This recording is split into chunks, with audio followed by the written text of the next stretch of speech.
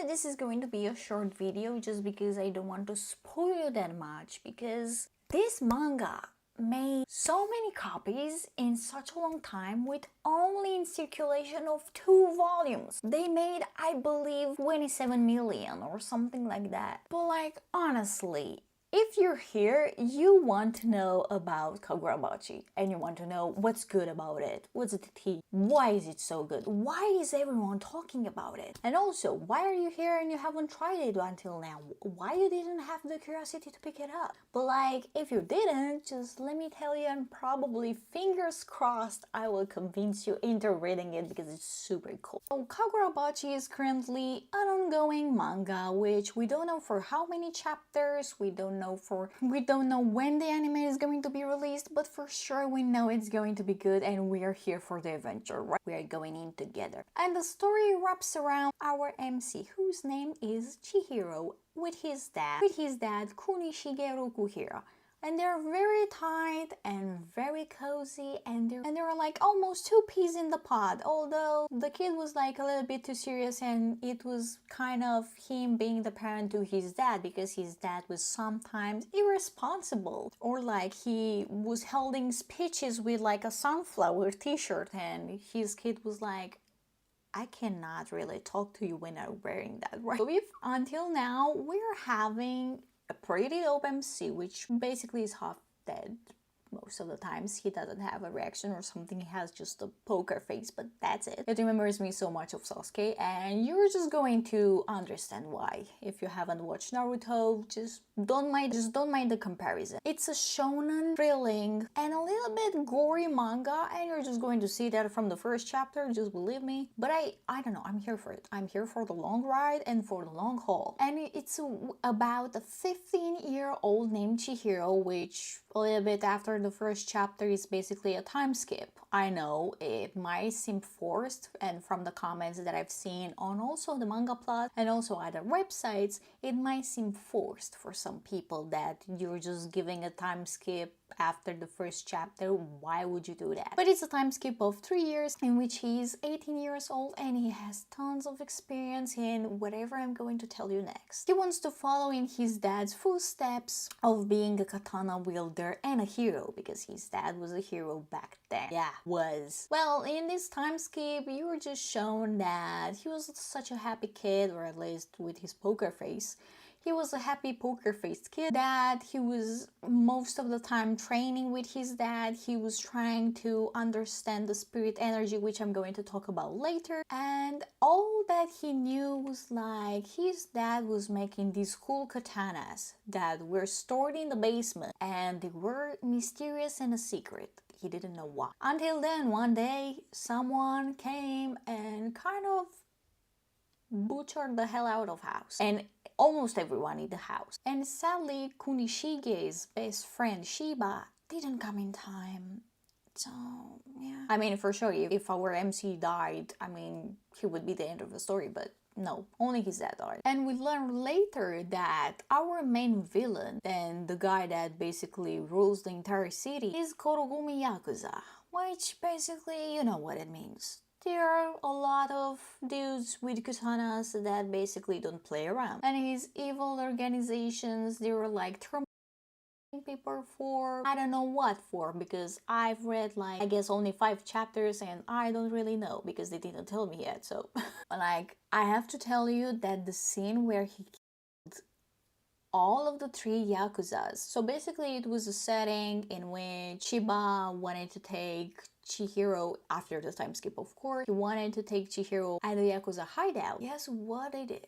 Butchered 3 people, 3 Yakuza people, 3 dudes at the same time, just spinning with a whirlwind, which made me think, and also from Chihiro's speech on the train, made me think that this is another version of Sasuke, like, but a really older one, because Sasuke experienced trauma at the age of 8, but also Chihiro was like traumatized and losing his dad at 15. 15, so I guess that counts too because you were pretty young. And basically he was like always more than a poker face, but like with a badass scar on his face, and he was like always talking about hatred and about revenge. What is interesting about his katana is that is one of the 6, or at least he know that is one of the 6, until a villain comes and he tells him that that's actually the last katana. And you're asking me, why would this mysterious katana really matter, and why would he hit them in a basement with like in wooden boxes, like a rectangle wooden boxes, chain, goddamn chain? And basically they were like kind of a bounty because everyone was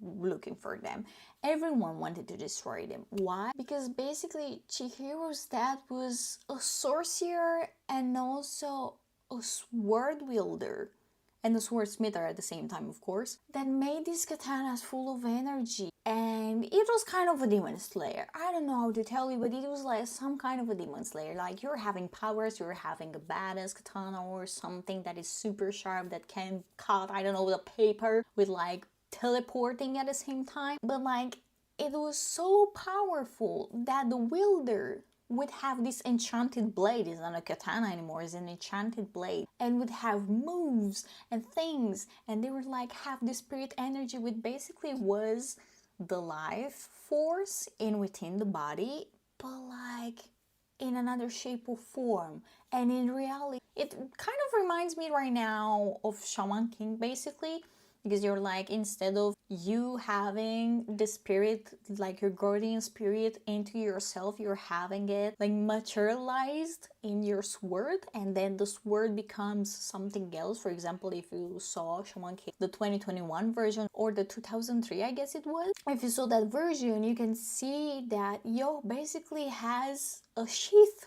that is empty, and as soon as Midamaru pops in there, there is a sword. How cool is that? So basically this is kind of the same thing, and this is why I guess Chihiro is like basically the next Hashira, or at least it's better than any Hashira. I don't know, I haven't watched Demon Slayer, so please let me know down in the comments if I'm missing something. I think I haven't watched it because for me it was a slow burn at the time. I'm not saying no, I will never try it, but I don't know, I am having a ton of anime to watch and I'm super excited about the other one. But also let me know down in the comments below if I should really watch it. And then they're kind of having that badass moment with the Yakuza people, and kind of I'm going to leave on the screen some comparisons with him and Sasuke. That is also the color manga panel of the 2nd chapter.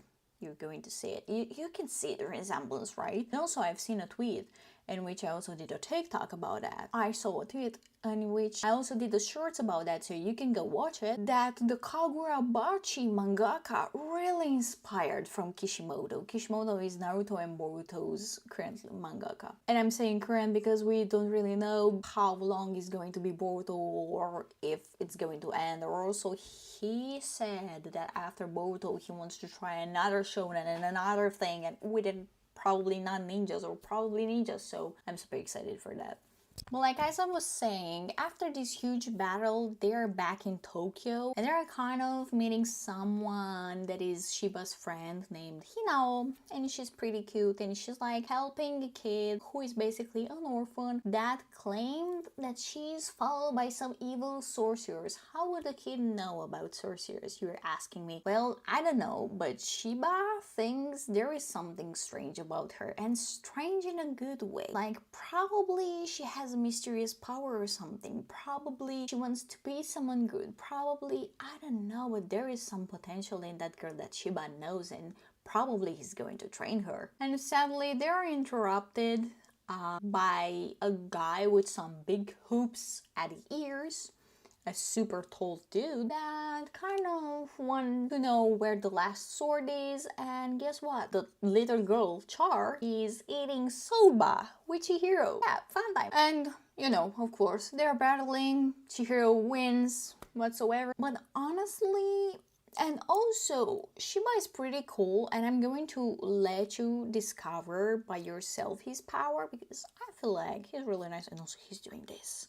like he's from Naruto, and I truly love it. But all in all, it's a fun manga. It's thrilling one. It has cliffhangers, I can say, but I feel like they're not so really cliffhanging, like the Tokyo Avengers manga, like the Astro Real manga, like the Boruto manga, like I don't know any other. But I hope you had fun, or at least you're having fun reading Kagurabachi. And if you're not reading it, I hope at least that I convinced you to give it a try. So let me know down in the comments, what should I try, or if should I try Demon Slayer, because yeah, that was my main question. I am Roxy, and I'm talking about anime, Funko Pops, and manga, and I will see you every Saturday and probably sooner, and also sooner on my Instagram stories, Instagram in general, where I make announcements and everything, and also on shorts, YouTube shorts.